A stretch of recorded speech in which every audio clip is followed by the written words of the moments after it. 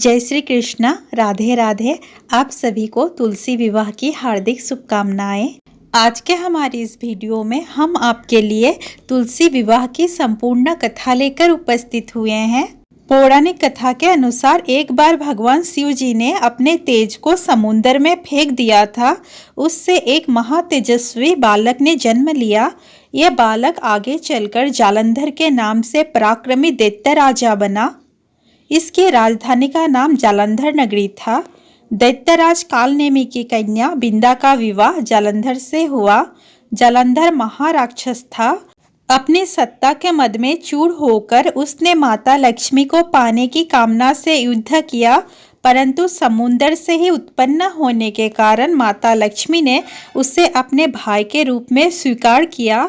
वहां से पराजित होकर वह देवी पार्वती को पाने की लालसा से कैलाश पर्वत पर गया।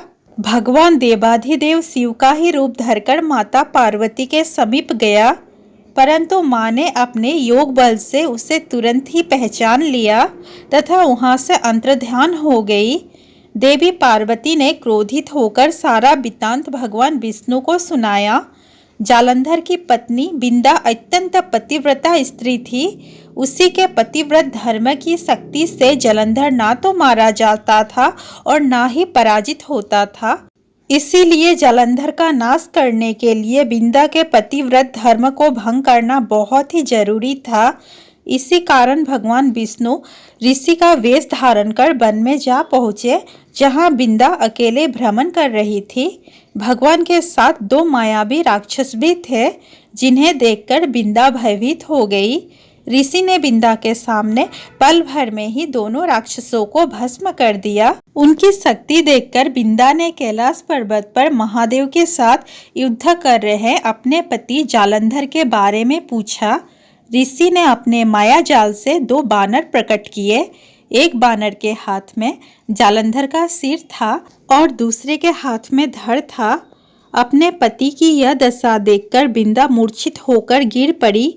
होश में आने पर उन्होंने ऋषि रूपी भगवान से विनती की कि वह उसके पति को जीवित करे। भगवान विष्णु ने अपने माया से पुनः जालंधर का सिर धड़ से जोड़ दिया, परंतु स्वयं वह उसी शरीर में प्रवेश कर गए।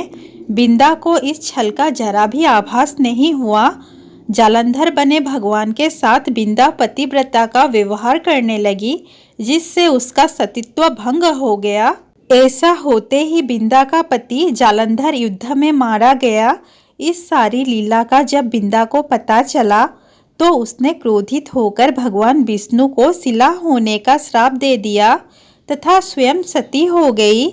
जहाँ बिंदा भस्म हुई वहाँ तुलसी का पौधा उगा। भगवान विष्णु ने बिंदा से कहा, हे बिंदा, तुम अपने सतीत्व के कारण मुझे लक्ष्मी से भी अधिक प्रिय हो गई हो। अब तुम तुलसी के रूप में सदा मेरे साथ रहोगी। जो मनुष्य मेरे शालिग्राम रूप के साथ तुलसी का विवाह करेगा, उसे इस लोक और परलोक में विपुल यश प्राप्त होगा। जिस घर में तुलसी होती है वहाँ यम के दूत भी असमय नहीं जा सकते। गंगा व नर्मदा के जल में स्नान तथा तुलसी का पूजन बराबर माना जाता है। चाहे मनुष्य कितना भी पापी क्यों ना हो, मृत्यु के समय जिसके प्राण मंजरी रहित तुलसी और गंगा जल मुख में रखकर निकल जाते हैं, वह पापों से मुक्त होकर वैकुंठ धाम को प्राप्त होते हैं। जो मनुष्य तुलसी व आंवले की छाया में अपने पितरों का श्राद्ध करता है, उसके पितर मोक्ष को प्राप्त हो जाते हैं। उसी दैत्य जालंधर की यह भूमि जालंधर नाम से विख्यात है। सती बिंदा का मंदिर मोहल्ला कोट किशनचंद्र में स्थित है। कहते हैं इस स्थान पर एक प्राचीन गुफा भी थी, जो सीधी हरिद्वार तक जाती थी। सच्चे मन से 40 दिन तक सती बिंदा देवी के मंदिर में पूजा करने से सभी मनोरथ पूर्ण होते हैं। बोलिए भगवान विष्णु की जय, तुलसी माता की जय। दोस्तों, वीडियो अच्छा लगा हो तो प्लीज़ वीडियो को लाइक, शेयर और चैनल को सब्सक्राइब करना ना भूलें।